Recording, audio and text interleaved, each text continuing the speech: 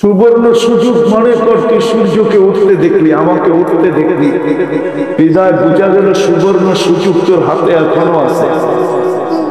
বলবেন যদি সুবর্ণ সুযোগটা কি, তাহলে হাদিস দিয়ে দেখাই, ইন্নাল্লাহা ইয়াবসুতু ইয়াদাহু নাহারা, সারা দিন আল্লাহ হাত প্রসারিত করে রাখেন, হাত্তা ইয়াতুবা মাসিআল লাইল, রাতের অন্ধকারে যে গুনাহ করছে সে যেন দিনের আলোতে আল্লাহর হাতে হাত রাখে তওবা। সূর্য তো এটাই বলতেছে সুবর্ণ সুযোগ, তুই হাত রাখতে পারিস, তওবা করতে পারিস। আবার ডুবার সময় বলছে ডুবার সময় বলছে, চিৎকার দিয়া বলছে লান আউদ ফি হায়াতিকা আবাদা, হতে পারে আর কোনদিন তুমি আমাকে উঠতে দেবে। বিদায় যেটা বুঝেইতেছিলাম আমাদের ভাবা উচিত, কেননা আমরা যাত্রী, কেননা আমরা কোথার যাত্রী? কবরের যাত্রী। আর যাত্রা কিন্তু আমার চলমান, যাত্রা কিন্তু চলমান, যাত্রা আমাদের থামে না, আমরা থামি। আমি বসে আছি, যাত্রা চলমান।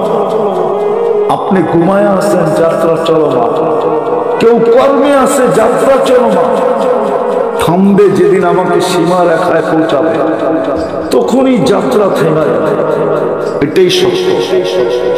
কিন্তু আসল বাবার বিষয় হলো আমি আল্লাহর কতটুকু ভোগ করলাম, বিনিময়ে আমি কতটুকু আল্লাহর জন্য করলাম, কতটুকু আল্লাহর ভোগ করলাম। যুবক ভাবুক যৌবন নিয়া, কেউ আল্লাহর কতটুকু ভোগ করতেছে। সর্বপ্রথম তো দামি যৌবন, সব জগতের বিনিময় দিয়ে যৌবন কিনা যাবে না, সারা জগতের সম্পদ দিয়েও যৌবন কিনা যাবে না। যৌবন তো দুনিয়ার কোনো হারবালে পাওয়া যায় না, যৌবন তো খোদা প্রদত্ত। যুবকের বাহাদুরির উৎসই তো যৌবন। যুবক ভাবুক না আল্লাহ এত দামি যৌবন দিল, ও আল্লাহকে কতটুকু দিল। পুরুষ ভাবুক না আল্লাহ পুরুষত্ব দিল, আল্লাহকে কতটুকু দিলাম। নারী ভাবুক না আল্লাহ তাকে নারীত্ব দিল, কেননা পুরুষত্ব যদি না থাকতো তাহলে প্রথম রাত্রেই তো ভেঙে চলে যেত, ঠিক না?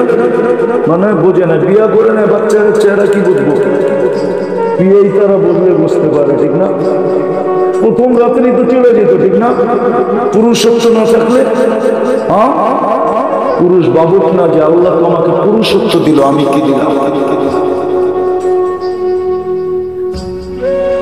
সূর্য উঠা থেকে যাকে ডুবা পর্যন্ত সময় দিল আল্লাহ, সুযোগ দিল, ও ভাবুক না যে আমি এই সময়ের ভিতরে কয়বার আল্লাহ বললাম। নাই তো এখানে সারাদিন 200 বার আল্লাহ বলে, এরকম কয়জন আছে যে 200 বার আল্লাহ বলে? নাই তো। এক যুবকও তো নাই যে ডেলি 10 বার মনের থেকে আল্লাহ বলে। অথচ আল্লাহ বলার গাঠটি কত বড় জানেন? আল্লাহ বললে 40 নেকি মিলে, পায় নাকি?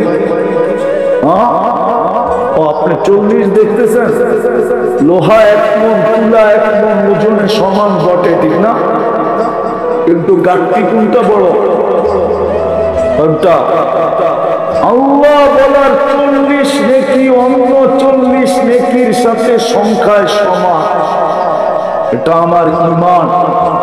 আল্লাহ বলার 40 নেকির গাঠি এত বড় যে মিজানের পাল্লায় চাঁদা হবে। কেননা এটা কার নাম? আল্লাহর নিজের নাম। নিজের নাম কি?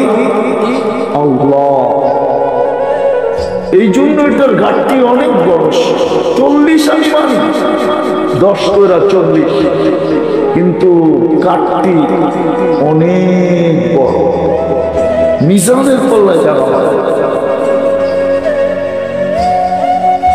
যাকে সকাল থেকে সূর্য উঠা এবং ডুবা দেখাইলেন, সে ভাবুক না যে আমি উঠা ডুবা দুটার মাঝে কতটুকু আল্লাহ বলে। একটা ভুল করতে দেরি, আমার আর আমার স্ত্রীর মাঝে দূরত্ব করতে দেরি হয় না। একজন জিদ্দায়, আমি শ্রীলঙ্কায়, টোকাইতে টোকাইতে দুইজনকে 200 থেকে 250 বছর কেটে গেছে। তারপরে জাবালে রহমতে মিলন হয়েছে। উম্মতে মোহাম্মদী সারাদিন গুনাহ করবে, রাত্রে যায় এক ল্যাপের ভিতরে দুইজনে ঘুমাবে। আল্লাহ বিচ্ছেদ করবে না। বিশেষ শব্দ ছাড়া বিচ্ছেদ নাই এই উম্মতে, যত বড় গুনাহ করে। বিশেষ শব্দ বোঝেন?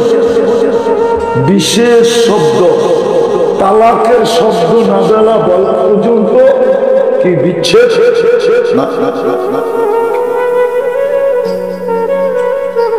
আপনার সাথে তো ভালোবাসা, এই জন্যই তো বললাম আজকে পুরস্কার নিয়ে উঠবেন।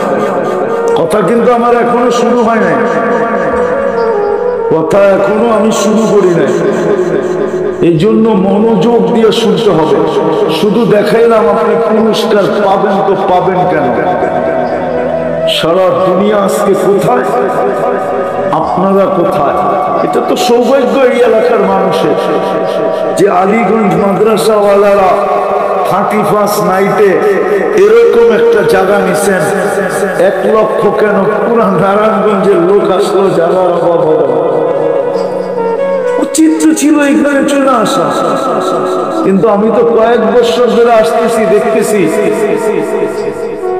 আলহামদুলিল্লাহ যা আসছে তাও আলহামদুলিল্লাহ।